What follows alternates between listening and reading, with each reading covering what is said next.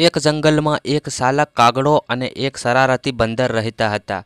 બંદર આખો દિવસ ઝાડ પર કૂદાકૂદી કરતો અને બીજા પ્રાણીઓને પરેશાન કરતો, જ્યારે કાગડો બહુ સમજદાર અને હંમેશા શાંતિથી પોતાનું કામ કરતો હતો.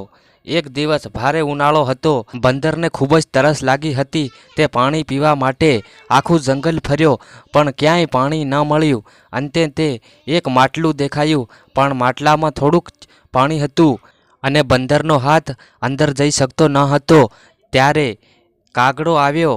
કાગડાએ કહ્યું, મિત્ર, ગુસ્સો કરવાથી કામ નહીં ચાલે, સમજદારીથી કામ લેવું પડશે.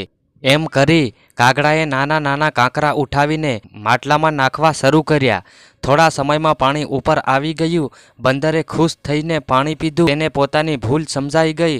તેણે કાગડાને કહ્યું, આજથી હું પણ સમજદારીથી કામ કરીશ અને કોઈને પરેશાન નહીં કરું. આવી રીતે બંને મિત્ર બની ગયા. અને દોસ્તો, આ વિડીયો સારો લાગ્યો હોય તો વિડીયોને એક લાઈક જરૂર કરના.